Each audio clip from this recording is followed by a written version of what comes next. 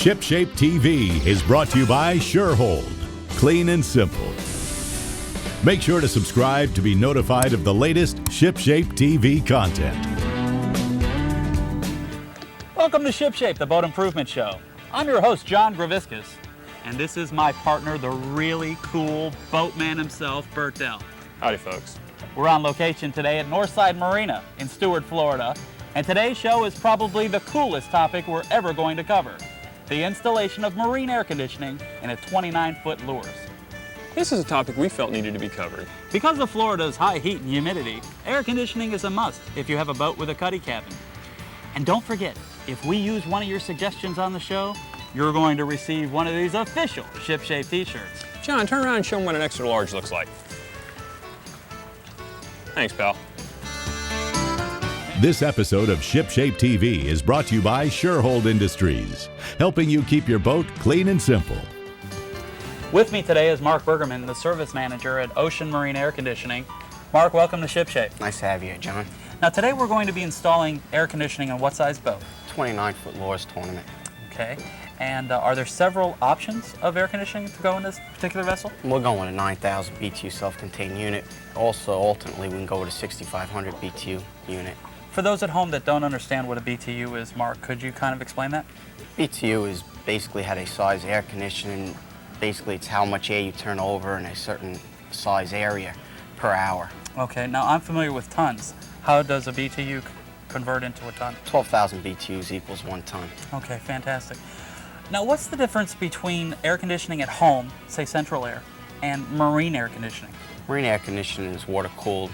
Home air conditioning is generally air-cooled. What's more efficient? Water-cooled.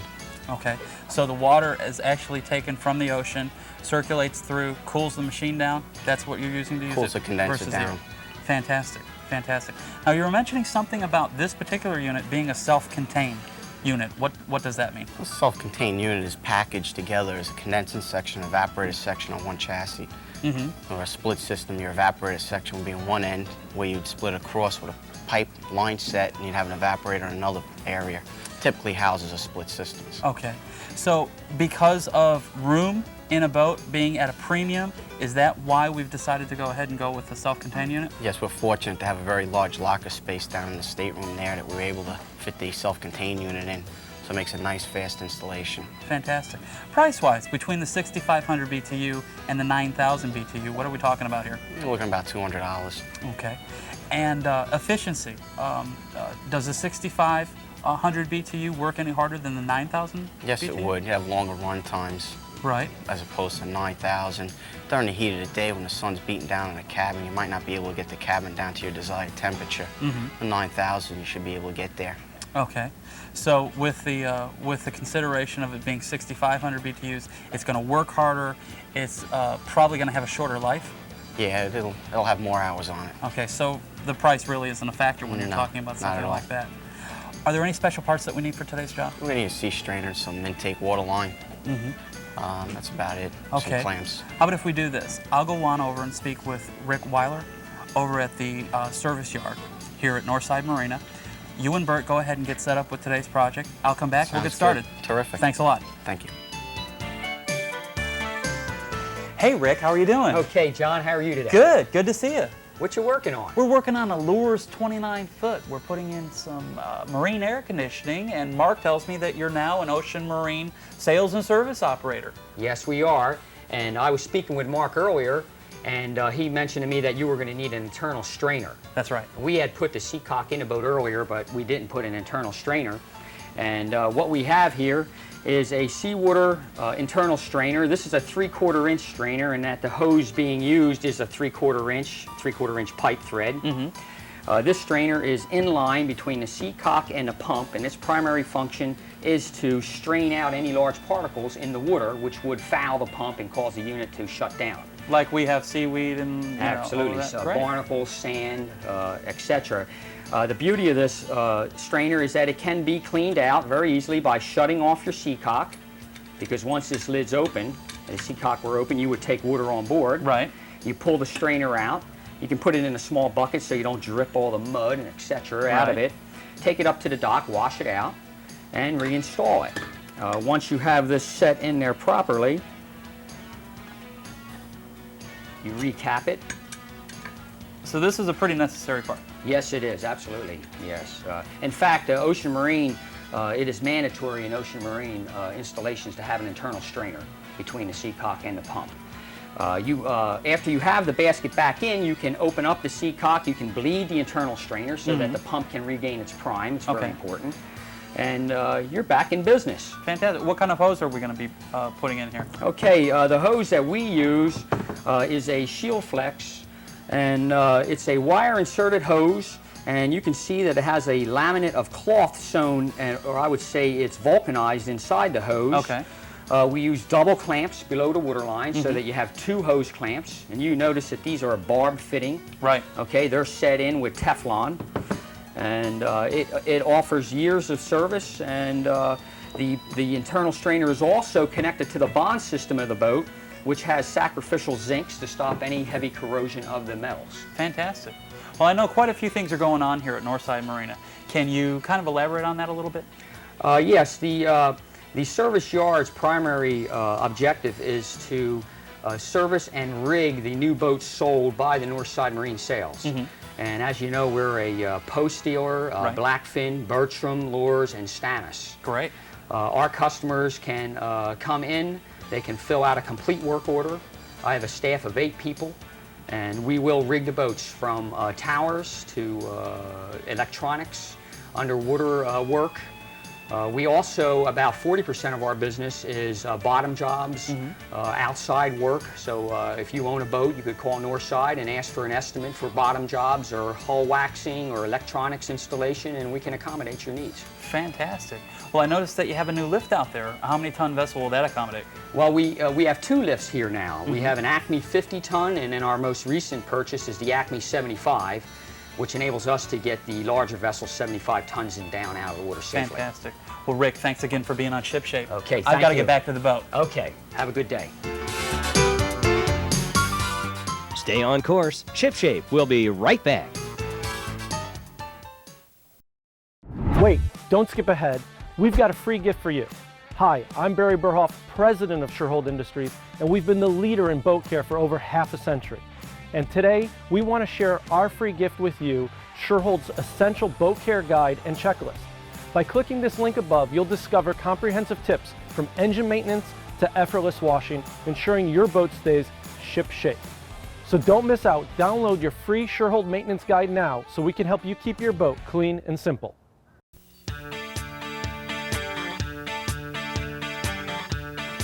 Hey guys, how's it going? Great. Did Rick take care of you? He sure did. Great. Let's head on down and see what you guys have been up to. Let's go.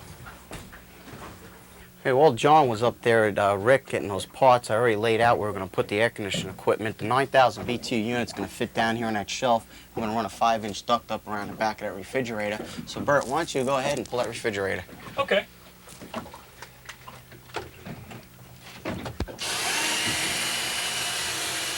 Okay, Mark, I got the screws out of the refrigerator. All right, let's go ahead and slide it out. All right. Let's see if I can give you a hand here. Kind of support it on the bottom. Okay, I got it. Gotta turn it Okay. and drop it down. Should be plenty of wire back there to move this around. Yeah. Okay. All right, now we're gonna have to get in there and mark some holes out and cut them out. All right. Okay, Bert, what we're gonna do now is we're gonna mark out for the control here. It's a 4.5 by 2.5 inch cutout. So we're gonna get this here square level. Make sure there's nothing in the way in the back where we're gonna make our lines for our cut. We got 4.5 inches, 2.5 inches here. We got 4.5 inches over here.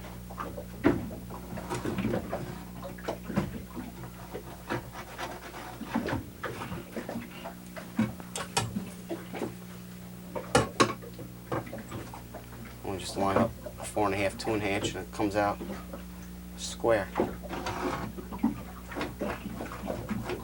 So this is just going to be a control panel. It's just going to mount flush right on the It's a side flush of where mount the control.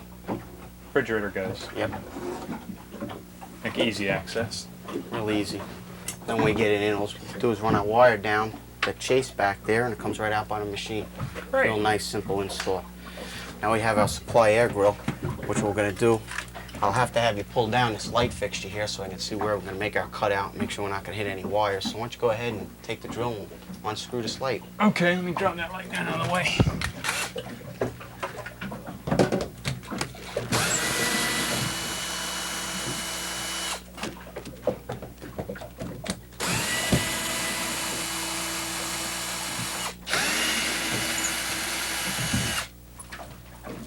There we go. Now we can see up in there where if there's any wires crossing any overhead, so we don't interfere with them, which there are a bundle of wires up here. Good thing we found So them. we got to be careful of.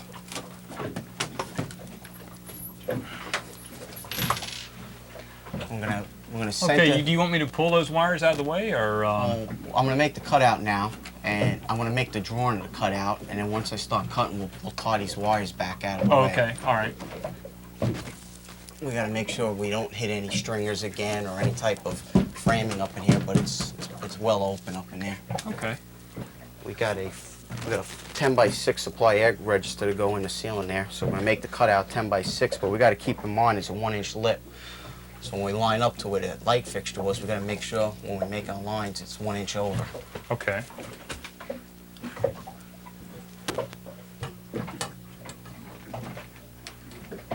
So I use this guide. This is already 1 inch, and this is about center. We want to try to center this up as good as possible. Mm-hmm. Okay, now we're going to drill some pilot holes in this cutout here. You want to All go right. ahead and drill? Sure, I'll drill.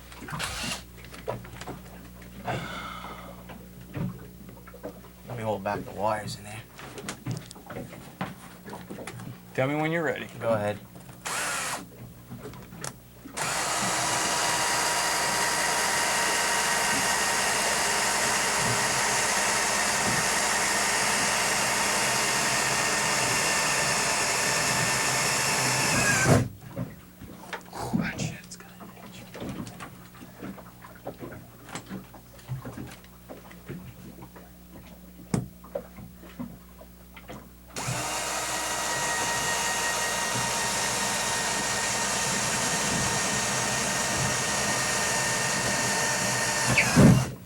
I'll go right over this one here.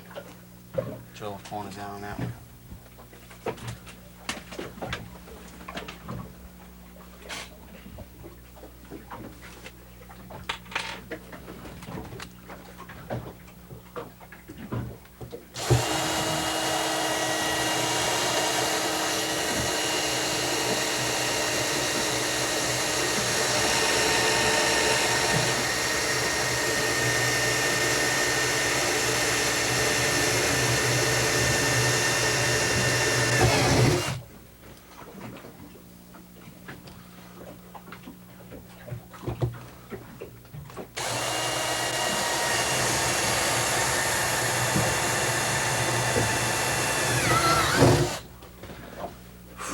Okay, I'm gonna go ahead and start cutting these out there.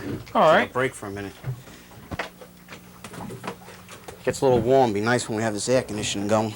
Yeah, it will.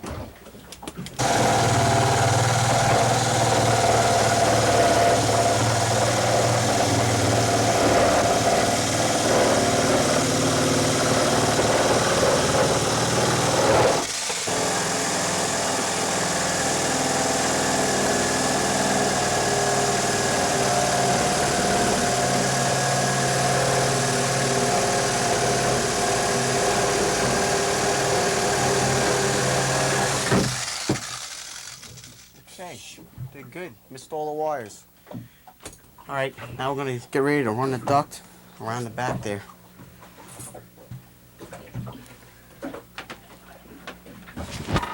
Try to wiggle it down here. Got it. Okay.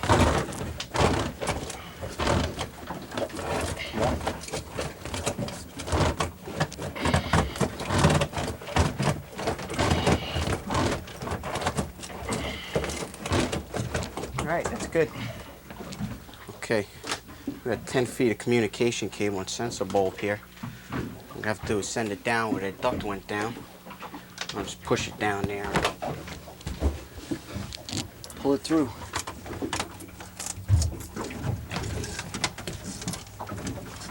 Okay, we're going to pre-drill this because the gel coating on here can crack very easily when you're setting it self-tapping, and so we're going to pre-drill the holes. Go right ahead there. Just be careful not to hit the control.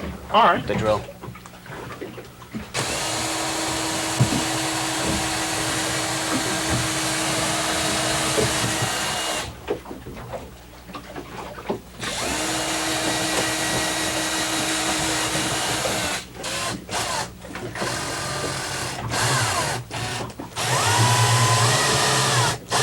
Now we're going to set this supply air register in.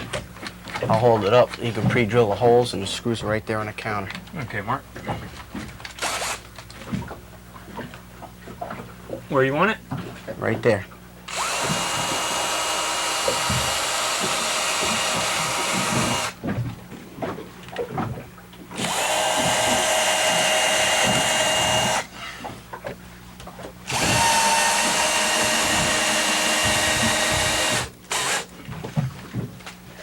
Okay. Oh, let's go out on back and we'll get the unit, solder in there. Okay. So we have 6 feet of cable on here so you can put it off to the side if you don't have enough height.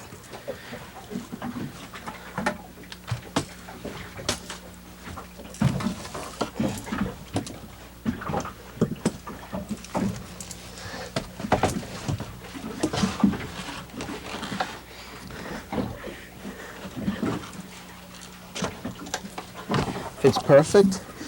And now we're going to have to start cutting some holes and running some hose to it from the seawater pump. We already got the seawater pump and the sea strainer pre-mounted. Okay. We got that done already. Okay, Bert, we're all set. We got the unit in place. We got all the wires tied in. Our seawater parts are all in. It's all wired up. Give it a try. Okay, let me turn it on. Nice and cold. Yeah, it's blowing out cold air right now. Nice to have this cold air so we can finish putting all the trim back in. Yeah. Cleaning up. I'm gonna sweat to death in here. All Well, right. Mark, thanks for being on the show. Thanks for being there. All right, Thank see you. ya. Don't float away. ShipShape will be right back. Transform your original dual-action polisher into a high-powered cleaning machine. Available in 3 different bristle strengths, these scrub brushes easily attach to your SureHold polisher and are perfect for effective and easy cleaning on a variety of surfaces. Use the soft brush for general duty cleaning and scrubbing, or removing stubborn stains from heavily textured surfaces. Even waxing non-skid, use the medium brush. Finally, use the stiff brush on oxidized, non-skid, or to remove buildup grime on your most stubborn projects. No matter the job, achieve better cleaning results with a SureHold Dual Action Polisher Scrub Brush of your choice. SureHold, clean and simple.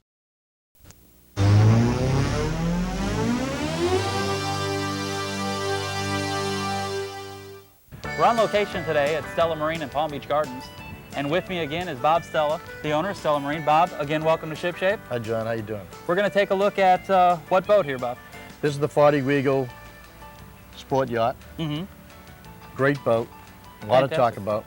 I noticed the integrated transom. This makes it great. You got a great integrated transom for diving. You can even fish in the boat, although it's a sport cruiser. Lots of storage in the access. The hatches open up. Real nice. Well, here we are at the helm, Bob, and I get the feeling like I'm in a Mercedes or a Lexus. This is quite a dash setup for this particular boat. Elaborate a little bit. Well, it's a cut above. What you've got here is your burrow wood, just like you're leaving your Lexus or your Mercedes or your Woodpin or any of the automobiles of today, the newer ones. That is sharp. And very up-to-date styling. Okay, and what kind of electronics do we have down here? This particular boat has a chat link, which is really neat. Okay. You can throw a cartridge in there and you can see where you are, Right. Sauverall Harbor, and where we're headed up the coast or down the coast. Neat. Over here is your GPS, which acts as your video depth GPS finder. Right, right. And of course we have an autopilot, which is remote. Take this and you can walk around the boat. Hey, Has a that long is cord, nice. and you want to go left, you press a button. You want to go right, you press a button. It's really neat. Bob, the first thing that I noticed when I walked into this room is the walls and how much detail is spent on them. The quality that has gone into this Regal, these are cushiony walls. What's the purpose of that? Well, eye appeal number one. The padding acts as an insulator, and it also keeps the noise factor down. It's very quiet in here. Very quiet. Very, very enjoyable. Yeah. Now, what's with this this kitchen area? Well, the galley in this boat is really, really done well. Good headroom. I mean, there's 6'6", 6'7" headroom all the way in the forward cabin. That's great. Along with a large opening port window. Okay. So you don't have that claustrophobic feeling. It's wide open, very eerie. Well, Bob, the cabin of this boat is beautiful, but you know what I want to take a look at. Let's go look at the engines. Okay. Come on. Now, Bob, all we had to do was move the carpet out, and boom, we can lift this up and take a look at the engines. Right. What's she powered by? This has 315 Cummins diesels. Nice. Real sweet boat, sweet running. Very economical. Fantastic. Can I jump down in there? Jump right down. You Cool. notice it's got a steel grid in the floor? Yeah, that's nice.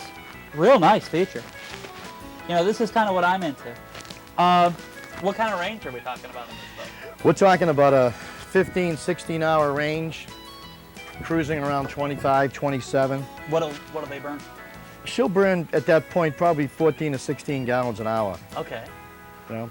She'll Well- top around 35 miles an hour. Fantastic. What will this boat draft in? This boat drafts about 2 feet 9. Fantastic. Very, very nice. Now, what size generator do we have back here? That's a 8 kilowatt Westerbeek we have back there. Nice. Well, Bob, this Regal is really powered to cruise. Well, it sure is. The individual that wants to buy this is the cut above. You know, you get into a boat this size, you really don't want gasoline engines. Right. For your best investment, for your best resale value, diesels are really the way to go. Where can people preview this boat? This is right here at Sauverall Harbor at our dealership, Fantastic. Stella Marine. Fantastic. Well, again, Bob, thanks for being on Ship Shape. Okay. Until next time.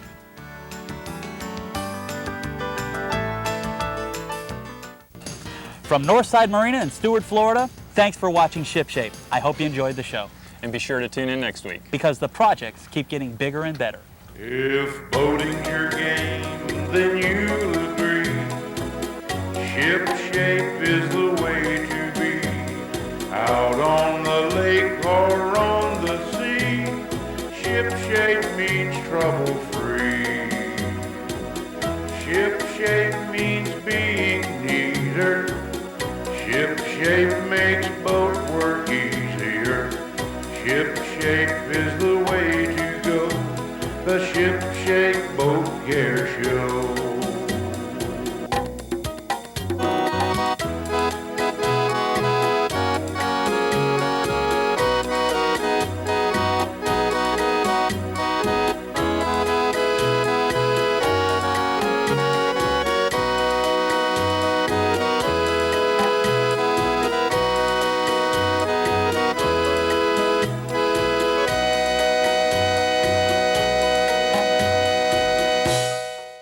This episode of Ship Shape TV has been brought to you by Surehold.